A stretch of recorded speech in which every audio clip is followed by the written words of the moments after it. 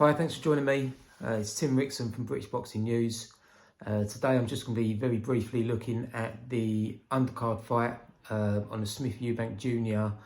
Manchester show on Saturday, January the 21st, between heavyweight Joseph Parker and career cruiserweight Jack Massey.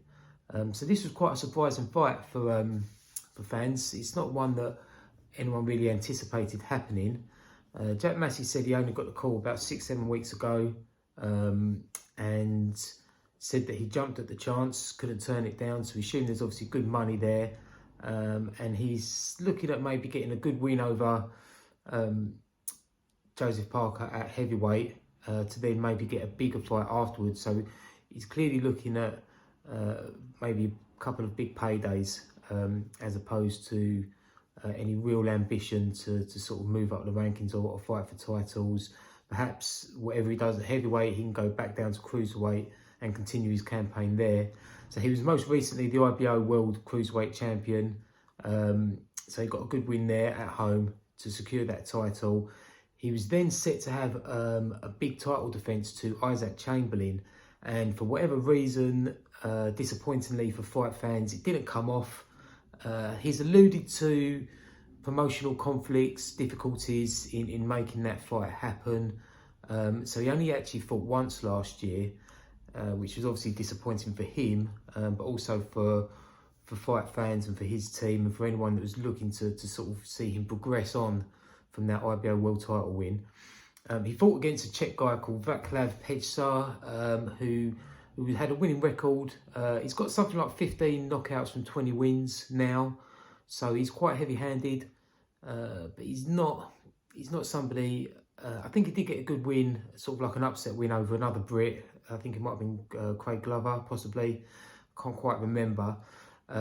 So he isn't one to be smirked at, but he's also not a big name. He's not an opponent that really draws a lot of inspiration, really. But saying that, he came out in that first round and he caught. It was like a left-right hook combination, and the right hook that finished the combination was big enough to stagger Jack Massey in that opening round of their fight last year.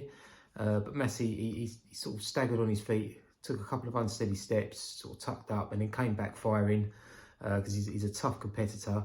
And he finished the round really strongly, and then within seconds of the second round, came out all guns blazing, caught him with a left hook, and down he went, and the fight was over within 2 rounds. So he's literally had about 4 minutes of ring time through 2022, which isn't going to be good preparation for someone like Joseph Parker, who's an ex-world champion, has only ever lost up at the highest level to Anthony Joshua, Dillian Whyte, which he went the full 12 rounds with, both big punchers. And then obviously his most recent fight was the 11th round stoppage loss, his first ever stoppage loss to Joe Joyce. In that fight, it was an absolute war. Joe Joyce was relentlessly coming forward as he does. That's why he's called the Juggernaut. There was 11 rounds of brutal punishment going both ways. Parker hit Joyce with some absolute bombs, but the guy is teak tough and he doesn't stop coming forward. And he took whatever he had to offer, and then he stopped him in the 11th round. And in the end, it was just a one single short, potent left hook to the chin that just sort of landed perfectly in a short range as well. And like I say, he was very potent, this shot, and that's what eventually downed the New Zealander. And obviously, he was counted out. But that was 31 brutal minutes with the WBO mandatory. So he's next in line to fight for the world title once Usyk and Fury have sorted out their undisputed clash. And Joyce is in amongst the likes of Fury and Usyk. So and probably a better opponent, harder opponent than Dillian Whyte and Anthony Joshua as well. So he's fought against the three of the toughest heavyweights out there. So there's no shame in the 3 losses on his record, but he's still got something to give. And here he is again. This is obviously going to be sort of like a non-risky comeback fight for Parker, but against an opponent that's really good opponent.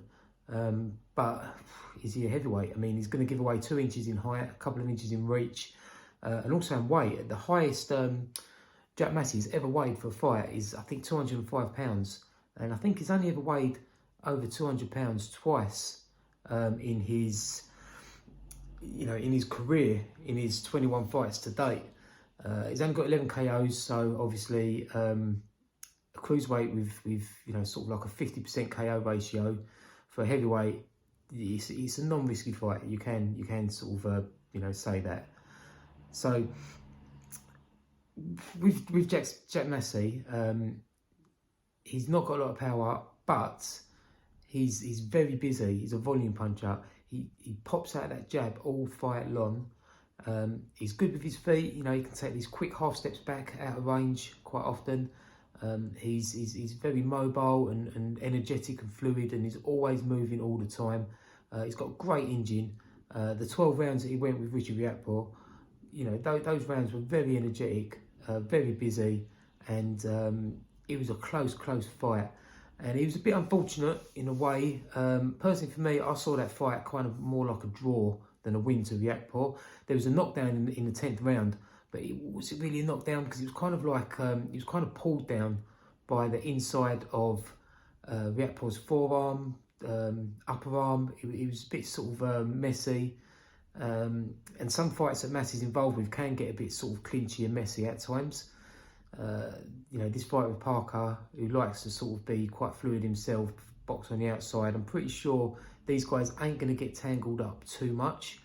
But, it depends, when you're underneath that power and you feel the force of it, you might be forced to do a bit of clinching, which Jack Massey has done in several fights before. But otherwise, he likes to sort of fight sort of long range to mid range. He likes to sit behind his jab and be aggressive and to come forward. So I think Jack Massey could make this a really competitive contest against Parker. He's got a couple of weaknesses. I mean, one, he gets caught with the right hand quite regularly.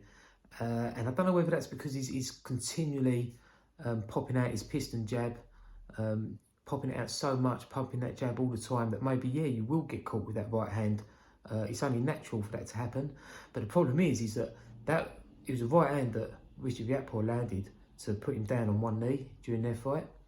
Then there was a right hand in his most recent fight with the Czech Republic guy, who was brought over as an away opponent to lose. He weren't expected to win, but he caught him with a right hand nicely, and his legs went from underneath him for about a second.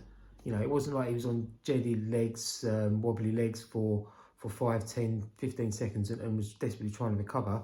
He just sort of staggered very slightly and then recovered, almost as soon as it sort of affected him. So in that respect, I can see Parker catching Massey with his right hand, a right hand that he caught Joyce with during their fight.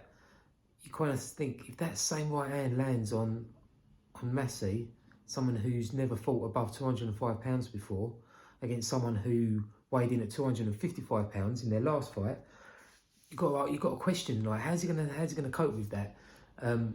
Surely that 50 pounds extra, that weight, that punch. If you're gonna sort of get knocked down in your last couple of fights against cruiserweights who are 200 pounds, what's the weight of a punch from a 255 pound guy going to do to you?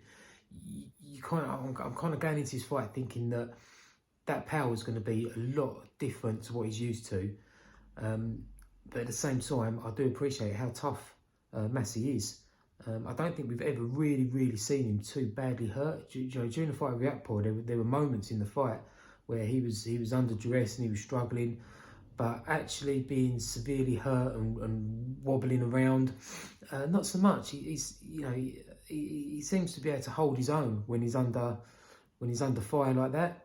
So I hope that'll be the case here. So what I hope is that there'll be a good few rounds, maybe a bit of a technical fight, because Parker likes to fight on the outside.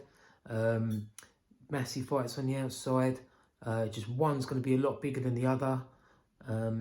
So you think maybe for the first 5-6 rounds, possibly we're going to see a bit of a jab off, a bit of a fencing fight, and then, you know, we're going to sort of see both get a little success and start to try and build on that success as the fights wear on.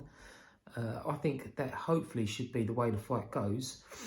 But I do think that at some point, Parker's superior size, reach, you know, power, at some point we're going to see that take its toll upon Massey, and I do think that there's going to be a stoppage win for Parker at some point during this fight, which I don't actually know what how many rounds it's scheduled for. I assume it's going to be 10 because there's no titles on the line, so I assume it's going to be a 10-round heavyweight fight. For Massey to jump from cruiserweight up to heavyweight, he said it was a fight he couldn't say no to, so I assume he's going to get a nice big payday, a lot of exposure on this platform, especially now that the card's going to go worldwide on global, on DAZN. So I hope that he's going to put on a really good show, give us a good sort of 6 to 8 rounds, but then I think in the second half of the contest, I think there is going to be a stoppage win to Joseph Parker at some point. Thanks for listening. It'd be great if you could subscribe to the channel and stay tuned for more predictions. Take care.